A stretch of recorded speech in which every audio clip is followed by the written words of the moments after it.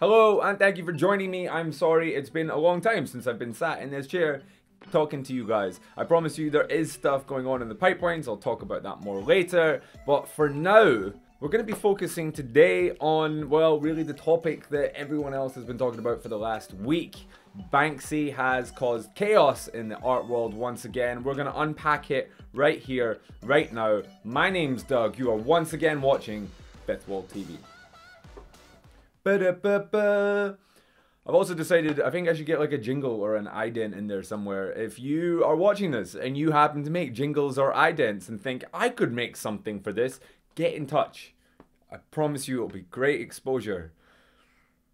Later on in the episode, I'm going to be in conversation with the founder and director of the New Art Festival. But before we get into that part and really start dissecting and unpacking what the significance of this entire project is, let's take a little recap on where we are at the time of recording. So this time last week, it was Frieze Art Week here in London. That means all the creme de la creme of the fine art world come into London to exhibit, to buy, to collect, to deal, to schmooze, to do all that stuff within the upper echelons of the fine art world. And well, if you've been watching this channel for a minute, you'll know how I feel about that upper echelons of the fine art world. I want to be part of it. As part of Frieze Week, there was a big auction going on, and up on the dock just so happened to be Banksy's most beloved piece, Girl with Balloon. As the numbers kept climbing and buyers were bidding and bidding and bidding, it finally closed off at £860,000, and bang, as soon as the hammer came down, lights went on in the piece and it just started to shred. It stopped halfway. It was immediately rushed out the building. And as you can see by the reactions in people's faces, everyone in that room at that point was completely stunned.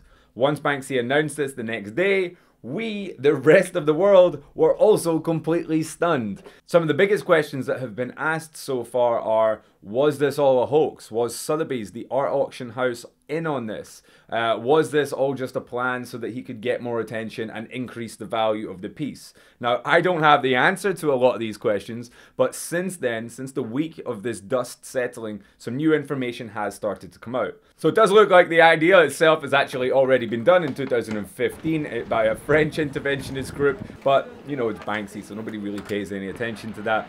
Since then, he's released two different videos. The first one allegedly shows archival footage of him creating this self-shredding box. This is paired up with some candid footage of the auction room on the night. By this understanding, it is now believed that this is all legit, that there was in fact a shredder inside this frame and it was presented and hung as it was. The follow-up to this was, how did this obviously heavy piece of art manage to make it past security and end up on the dock? There was a really interesting article just released in the last couple of days in the Art newspaper, which kind of answers all these questions on the process as to how this managed to get through. According to the records, the piece itself was actually gifted to someone named Joe, who just so happened to be selling it. It doesn't take Columbo to pinpoint that Joe may well just be Banksy's publicist, Joe Brooks. Dun dun dun! Piecing it all together here, guys. So far, everything seems to be kind of legitimate, but Banksy wasn't convinced, everybody else was convinced. So last night, at the time of recording, he released this director's cut video, which goes into showing more of the creation of the piece and more of the candid shots on the night. For me though, this video didn't really answer any more questions than it did ask.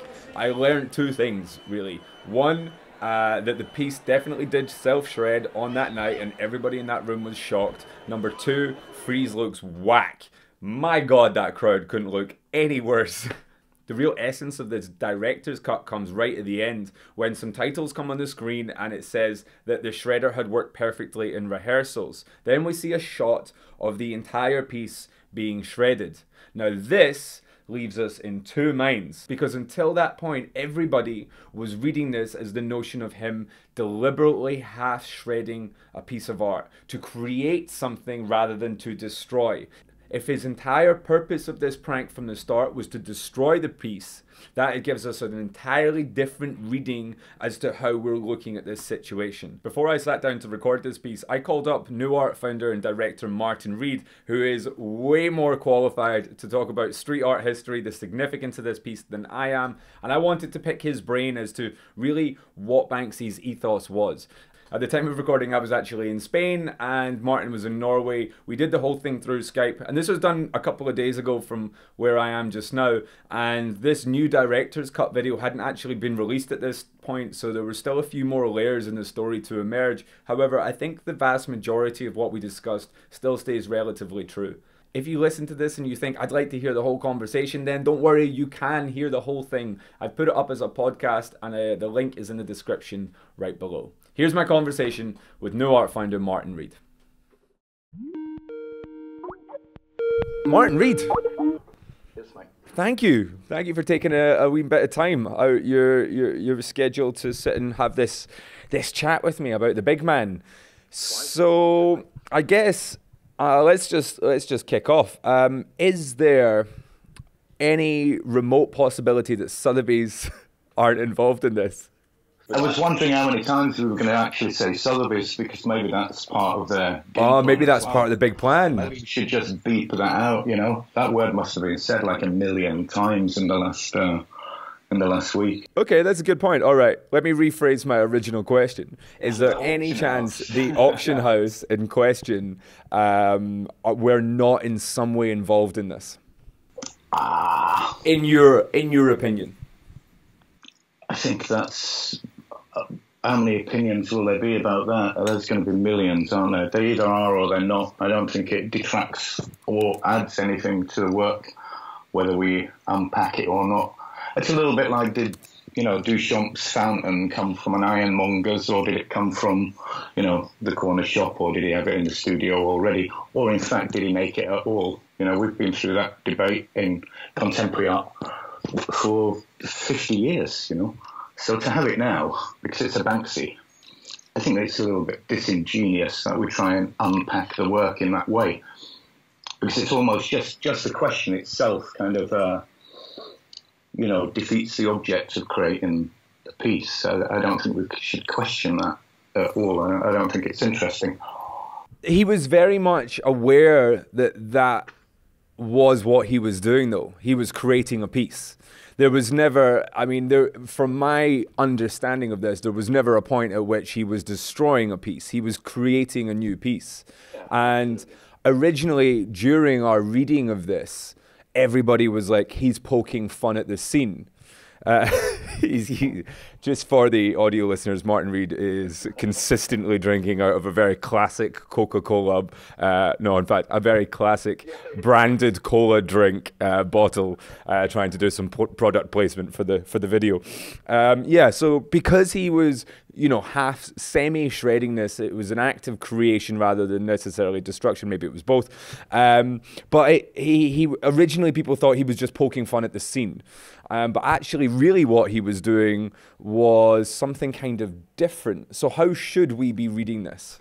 I think it's an incredibly complex piece. And I think we've been trying to unpack, Duchamp's fountain for 60, 70 years. And I think we'll be doing the same with this kind of 20-minute knee-jerk reaction, the Twitterati, where I'm within 20 minutes of it happening live, destroying it, saying he was complicit with Sotheby's and complicit with kind of the worst excesses of capitalism.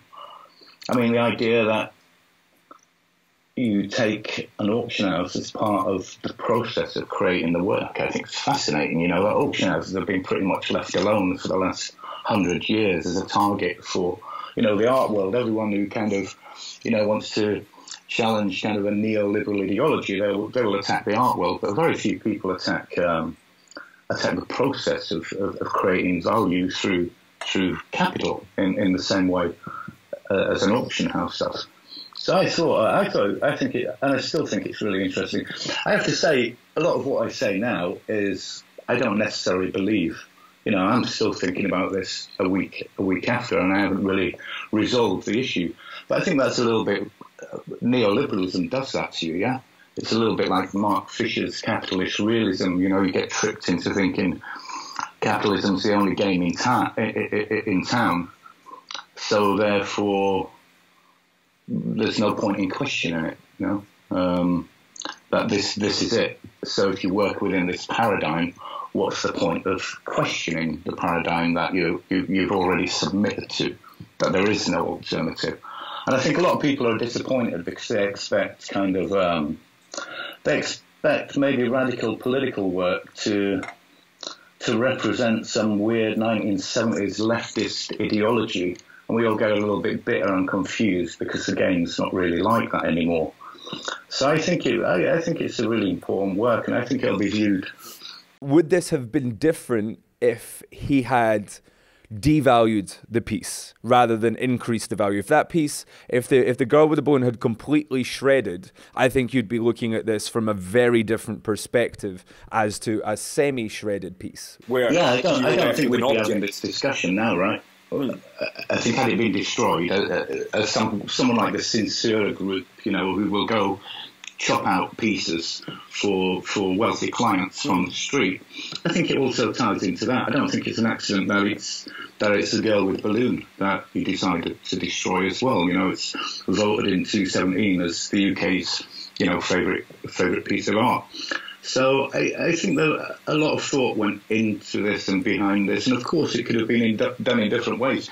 He could have destroyed it in the street. It's the same as Blue negating his own work in Bologna because it was being, appropriated by the museum. So I think how you negate works, this has been played with for decades in contemporary art as well. I think the fact that you do that, and you do that as an attention-seeking spectacle within another attention-seeking spectacle, which is the auction room, I think it's fascinating. It's a lot more complex than just, destroying a piece of work, which we can all do that tomorrow. I mean, if you really unpack it, Banksy didn't destroy anything, really, did it? It was kind of the desire or the greed of both Sotheby's and the buyer for that piece of work to reach $1 million, which triggered the destruction of the work. So I doubt he was in the auction room, and I doubt had it not reached that amount that it would have been triggered at all, yeah? Is that why he generates so many sort of, within the art circle, he has plenty of people that will still sort of, speak ill of him, shut him down and say that he is, he's a bit of a hack? Is that why he may be not as validated within the art world as he possibly should be? I think, to be honest, I think that's a class thing, and I think these people who do get denigrated by kind of, middle class art students are reacting against a rejection in the first place. If Banksy wants to do a show at the Tate, he will. If he wants to do a mocker, he can. He wants to critique it. That's the content of his work. That's what drives and powers him. And I think to a certain extent the same with Damien Hirst. I mean, it must kill someone like Hirst when they aren't well come out and say you're a shit painter. I think, tried to learn to paint for 3 years. But really, to be a fine artist, what do you need? You need to go to college for 3 years, come out, and then you're validated. But if you don't do that, then you're not. It's a little bit conceited, right? That was my conversation with Martyn Reid. Hopefully this video has helped you unpack some elements of Banksy's latest stunt, although, let's be honest, we could be having this conversation in a completely different way in 2 weeks' time. We just don't know with that guy. Till next time, my name's Doug. You've been watching FWTV. If you enjoyed this video, please make sure you do like it and share it with your friends. In the coming weeks, I will be in Norway with Martyn Watson. I'll be in Miami with Axel Void. We've got some cool things coming up in the pipelines. Make sure you stay subscribed and stay informed. Till next time.